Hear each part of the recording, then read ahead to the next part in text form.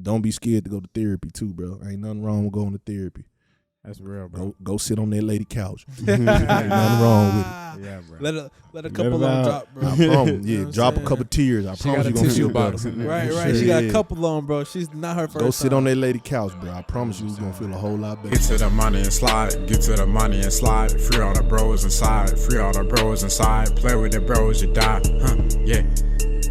Get to the money and slide. Free all the bros inside. Play with the bros, you die. Yeah. If you want smoke, come get it. You on my chain, come get it. Taking the money, run with it. New to this shit, I done did it. Get to the money and slide. Get to the money and slide. Free all the bros inside. Free all the bros inside. Play with the bros, you die. Yeah. But that shit was so funny, bro. All right, let's She did that prank on me. On you, yeah. You didn't know you was That was a prank. good ass prank. That was a great prank.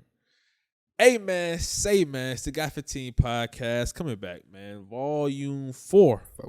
Part who knows, man. It's the Guy 15 crew checking in, man. Yes, sir. We got a special guest to my left. Go ahead and shout yourself out. Hey man, it's the biggest, man. Quettie Da Don. Y'all go follow me on Instagram and Facebook at Quettie901. That's QUETTIE 901, and on TikTok at Quettie Da Don, man. Make Y'all sure y'all go run check it them up. out, man. Check them out, man. Tap in. You Let feel them know, me? man. Facts. And Quettie Da Don. Chat, you gonna start us off for today, man? You look ready today, bro. Yeah, bro. I mean, really, bro. We want to know like what started you into making music. What's your inspiration and like?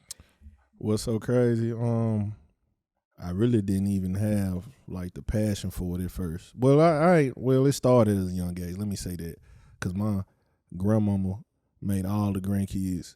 We all had to play an instrument. Yeah, that's We good. That's so good. that's what started like music wise. And then when I started like rapping, my brother was the one rapping at first. I just was in the background. Like he set up the whole little studio in the room, in the closet and shit. And I'm just in there, you know, doing the background little bruh shit. Yeah. I'm like, shoot, let me get on. And then it just turned to doing that. And then eventually I'm finna make my own music. Right. Yep. And that was that. Matter of fact, shout out to my brother, bro. His birthday was just yesterday. Man, shout out to him, man. Shout out, birthday, big bro. The inspiration. Putting them on, man. So when did music, like, when did you like, all right, let me actually take it like, serious? Yeah, what age? It was probably like around, I want to say 2020. Okay. But I started like rap like 2018, but it was like 2020. It was one song and everybody was like, yeah, this junk hard, fool. Like, and then I put it on Twitter, and it had got like 100 retweets and shit. And I was like, okay, we got some. You got some motion. Yeah, we got some. The first 100, you like, okay, hold on now. Yeah. People fucking with it. Yeah, they okay, we got some. And then I just stuck with it from there. And that's how they went. I mean, I feel like, bro, that's a story we hear a lot. Like, you know, especially with music. I feel like music in particular, there's normally some kind of like inspirational source, right? Like I never had like nobody around me was like musical, like, you know, like nobody played no instruments. Like my mom has tried to get me to play, you know, instruments and shit like that, but like I never really, I never. Yeah. So you ain't never played no recorder or nothing, no piano, not seriously. Nope. But I'm just like, you know, other than like you know, just elementary fucking school, around. they made you play the little you recorder. never played a recorder, hot bro? cross buns and shit. Yeah. What is it? What It's like a flute, or a clarinet, but shaped like a clarinet. It's like plastic though. But the fact that but the fact that we explain it this much means you haven't seen it. Yeah, I'm just like I didn't. We was young. We tried to make beats off that one. Yeah. I did have a drum set once. Okay. I had a drum set when I was like 3, but you know, I don't know. Got distracted there. Yeah. But like I don't know, but I feel like there's always like some kind of inspirational source, right? Yeah. So you say in 2020 you decided to start taking it more seriously, and is that because you started to get that traction online, or was it something that you just switched internally, which made that? I feel traction like start to stick? I just found myself. It went from a hobby into a passion. Mm-hmm. Like I just kept doing it and kept doing it and kept doing it, and then it's just like, you know, repetition. You keep doing something, you get better and better. Right. Yeah. And then I ended up falling in love with it. Yeah. And that's how it went from there. Yeah. I feel like podcasting was the same way. Okay, so how did you then go from? I mean, obviously our connected, you know, story is, you know, the Revolt overarching brand, right? Yeah. So how you go from starting to do music full time or more seriously in 2020 to now, being partnered with Revolt? I mean, that was really just amazing. I'm blessed to have that, and it really was out of nowhere. Like my manager, I linked with some guys out in L.A. Back a few years ago, Black Money Entertainment, and they sent me the link and was like, "Hey, bro, I think you should go ahead, try it out. You see what they talking about." Yeah. And then I was like, "Okay, fuck it." I filled out the application and then did all that. Then they hit me up and was like, "Yeah, let's get to work. Let's get to it." Yeah. So that's how they went. That shit fire, bro. Nah, it's really crazy how, like, bro, it's really about who you know, bro. Like you said, the connection put you on. It sounds like you said a few years ago. Did it take some time for that to actually play out when you met this? Like, from when you met the person to when you actually got, with Revolt? Some kind of results. Yeah, it did. Because, matter of fact, like, I didn't have any intentions on that. Mm-hmm. And then, like, it just, he hit me up. Like, on some, like, hey, I got to play for you. Right. You like, okay, shit. Just, put it on the table. Like, let me, just listen to me right quick. Tell me what you think. And I'm like, okay, I'll fuck with it. So then what would you say, like, is your kind of goal with the Revolt thing? Like, what do you think you kind of want to take or really, where do you think you want to take your music career in the next, 3 to 5 years? I really want to stay independent. I want to stay independent and still have all control over my creativity. Right. Yeah. Like, I don't want to have nobody telling me when to drop, when you need to wear this, you need to shoot this like this, or be in because it's like, that's not me. I feel like music is an expression. Right. That's self-expression. So whole time I want to still be able to, and then I want to be able to own my masters, own my publishing, and all that, and Revolt. And they gave me that opportunity to still do that, but then also help me push the music as well. And then it just, seemed like a great deal. Yeah.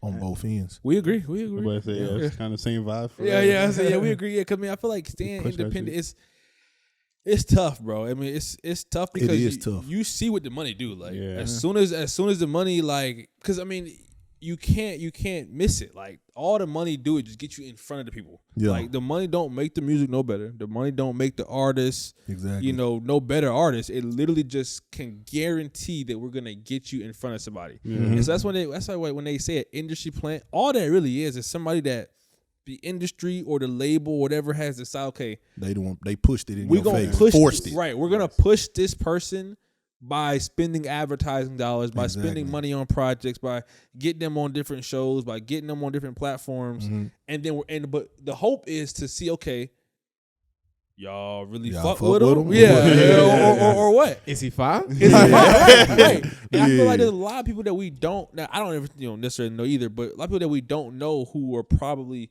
industry plants that we fucked with and. Never knew. They never knew, right? But I feel like people really only say that term because there's certain times people we just don't resonate with, right? Like they get always in the commercials. They always and popping up on the feeds. What the fuck going on? Right. So it's like, I understand that. That's what I mean. Like, and that's why I can see the benefit of a label too, though, or of being a signed creative, right? Yeah. In the right circumstances, right? It takes some of the pressure off. It does. One thing I will say, because they will take care of a lot of stuff, right? Like, as far as the business side and all that. Because being independent is, and I'm not gonna lie, it's a lot of work. Yeah. Then people don't understand, like, you coming out your own pocket. Yeah, it's my money. You coming out your own pocket. But then once you come out, when you with a label, it's their money, right?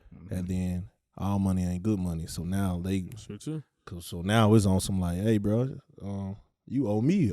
And that's the problem with the music industry, though. They just they were built on a predatory like system, right? So it's like, if you do go into that industry, there's certain terms that are like, all right, hey, this is kind of what the standard is, right? Yeah. I feel like, I mean, I'm trying to think like with YouTube or like creators. Like, I remember like early YouTube, there was something kind of like that. It was like a label system where like. Basically, they used to have a big channel, and then they'll sign their little talent, to come. Yeah. Mm-hmm. And I wish I could pull the channels off the top of my fucking mind, but where you come there, right? And they had the same kind of horror stories, like, yeah, bro, they were taking 85%, 90% from the back end. Yeah. That's crazy. And it's like, but then they were also able to then go on and launch multi-million-dollar careers, right? Afterwards. Mm-hmm. So it's, I feel like it's the give and take. It's that's a business. That's business because somebody got to take the risk. Yeah, and somebody got to get their money back. That's what I'm gonna say. But then think about why they taking that 80 to 90. Think about everybody didn't blow. Mm-hmm. Yeah. Everybody didn't become millionaires. That's the model. Yeah. It's the same model for private equity, bro. It's actually pretty crazy. It's the same model for angel investing. They'll invest in 10 companies. They know for a fact 7 of them or 6 of them motherfuckers will fail completely. They will lose all their money. 3 of them 2 of them they might break even, and 1 of them bitches that's the one that's gonna pay for everybody else. You're gonna make up for the losses and But then that one guy is like, shit, why the fuck I'm paying for everybody else? Yeah. But you had to pay. They had to create the opportunity for you to get here. It'd be like that though. But I mean that's business though. Right. It might sound fucked up and unethical, but you assigned, yeah, right. You agreed to it. Exactly. You signed that contract. You signed that dotted line, my nigga. But that's why I like the model that Revolt does provide. You know what I'm saying? Because they like you said, they give you the opportunity to still be independent while also getting some type of support system and some type of just being guidance in general. Platform. Using some of their resources, direction, all types. Right. Without being fully like, okay. So it most definitely made sense. Yeah. It made sense for sure. Like it was like, why wouldn't I? No brainer. Yeah. You know what I'm saying? Where did the name come from? Like, how you come up with the name? Quettie. Yeah. Man, that's my childhood nickname. My middle name is Marquette. Okay. My mama, you run around. Quettie. So my middle name Marquette. Okay. So that sounded different. That's where Quettie come from. Okay. So I can fuck with that now. I can fuck with him. All right. I was thinking, I was hearing. I'm like, I didn't even know how to pronounce it at first. I'm like, where did this come from? Marquette. Yeah, Quettie. That's hard. Yeah, so you say your grandma shout made out my you mama. play some instruments, man. What instrument do you know how to play, bro? So every grandkid had their own instrument. I played the violin. Okay. I played the violin for like 6-7 years. Really? Yeah.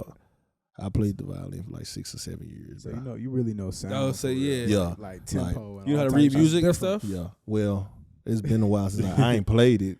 I ended up selling it when I got to high school because I was hooping and I was like, fuck that violin. Yeah, that's fine though, bro. I play. Now I'm older. I wish I would have stuck with it. I really want to go buy. I was gonna say, get back to it. I think, especially for just like music exposure. Yeah, that'll set you. People are not Andre 3000. People are not seeing niggas playing the violin. From Memphis playing the violin. Also Andre 3000 shit. Right with the flute. Right, that's gonna go. But crazy. And even with him, niggas expect off shit from him a little more now. Yeah, I feel like just off the quick scroll, right? Mm-hmm. That's gonna catch a nigga off guard. Got the violin, the nigga, and he's hitting that shit right. He's good at that shit. I think that. But like I said, I ain't touched one. It's been like since shit. It come back. You played 6 years. It'll come back. It's been since the 10th grade since I picked one up. And let me tell you something. I just had my 10-year reunion, motherfucking this past weekend. Nigga. So shit. I'll tell you how. It's been 15 years since I picked it up. I'm trying to see that shit, bro. Next 6 months, but we need to see you like. I ain't gonna fake. Yeah, I gotta go. I gotta go cop one now. Yeah, I was stupid locked in. Like I knew how to play. I was playing all Beethoven, all Mozart, all that. That shit would go. I'm telling you, that shit would go crazy. She got like an instrumental with a violin in it. That shit would go. Bro, that shit would. I feel like that helped me with like beat selections and all that too. Because first thing I do, I'm like, what's the tempo? I hear the tempo and I hear the what key it's in. Yeah, like that's the first thing, and then first thing you do with tempo now is like how I'm gonna flow with it. Right. Like some beats I'm just gonna talk on that joint. Then some beats you just gotta ride the beat. Right. No Diddy though. But I know. That shit crazy. But you know what I'm saying? That shit crazy, bro. Shout out Revolt, man. Shout out Revolt, man. No Diddy. That shit funny, bro. I feel like, bro, everybody just gotta follow their passion, bro. Just put in the work, bro. Like you said, bro, like not everything is gonna like go how you kind of planned it too. I feel like 2020 was probably a crazy time. Let me tell you, to even start doing that shit too. I didn't even tell I didn't deal with so much adversity because I I told you my biggest inspiration was my brother. My brother passed in 22. Shit. Sorry to hear that. Yeah, so it's like, and then I had the real deal take a step back from all that. I ain't gonna fake, I was depressed like a motherfucker. So like you said, life, it don't always go like you plan. Yeah. Sometimes you gonna have some, you thinking like, damn, this shit finna take off, and then boom. Something else changed. Yeah, think about it, like even the regular motherfuckers. You think you got your life together, then boom, something fucked up with your car. Nah. Like it's just always life be lifing, fool. Yeah. Life be lifing. So it's all about how you deal with the adversity and how you respond. Yeah. So that's the biggest thing I learned. You just got to keep going, bro, because life gonna keep going. The bills ain't gonna stop. They ain't gonna wait for you. You gonna get left behind. You just gotta keep going, bro. Before we get out of here, bro, it's Men's Mental Health Awareness Month. Bro. I don't know if you know that, bro. I do actually. So how you feel? How do you feel like you were able to deal with that or process something like that, and still having to, like you said, show up in the world as a man, getting the bills paid, getting shit done? Like, how are you able to balance that? One thing I'll say, fool, everyone needs a specific outlet that fits them. Like either there's someone to talk to, like for me, it's music, it's an outlet expression. Either like find a hobby or a happy place. You got to find something that you can just separate yourself from reality and get away from, and then you just got to cut all negativity off and then think positive. Yeah. Because when you have a lot of negativity around you, you're going to think negative. Yeah. Got no choice. Yeah. Excuse me. So it's like, surround yourself with positive energy and everything like that. Like you got to cut everything that's negative off. Toxic relationships, toxic people, toxic. Even, I ain't going to fake it. Even if your mama toxic, you going to need to take a step back, like love them from a distance. Yeah. Like it is what it is. Like, because mental health can real deal take your life. And like I done been parts of it where I done seen a lot of my family members deal with it and lost their lives and lost that battle with their mental health. Yeah. Like even, like I said, like I ain't gonna fake it. Like everybody deal with their own struggles. Like even like this past weekend, I lost my cousin because he took his own life. Dealing, like life be life. Yeah. So don't be scared and don't be afraid to speak up, because as men, we taught from a young age, boy, little baby, you ain't supposed to cry. You a man, you a boy. Like, bro, come on, bro. But mine only 8 months old. You talking about he ain't supposed to cry. Like, come on, bro. Like, we got to be more in tune with our emotional side. And then it's just, we as men also got to stick together and be there for each other, fool. And that's what I feel. Don't be scared to go to therapy too, bro. Ain't nothing wrong with going to therapy. That's real, bro. Go sit on that lady couch. Ain't nothing wrong with it. Yeah, bro. Let a couple on drop, bro. I promise. Yeah, drop a couple tears. I promise you gonna feel better. Right. She got a couple on, bro. She's not her first. Go sit on that lady couch, bro. I promise you gonna feel a whole lot better. I promise. I respect that, bro. Yeah, bro. Man should take care of that health, bro. Yeah. And with that being said, man, it's been a Got 15 podcast, and we out, man. Peace. Get to the money and slide. Get to the money and slide. Appreciate y'all popping out to the podcast, man. Make sure y'all leave a like. Go ahead and comment something. And hit that subscribe button if you haven't already, so you don't miss any of our videos, bro. And make sure you subscribe to our Patreon for exclusive behind-the-scenes videos posted weekly. Follow us on Instagram, Twitter, Apple Podcasts, Spotify, TikTok, and I already know we're on YouTube, man. Go check us out everywhere. For sure.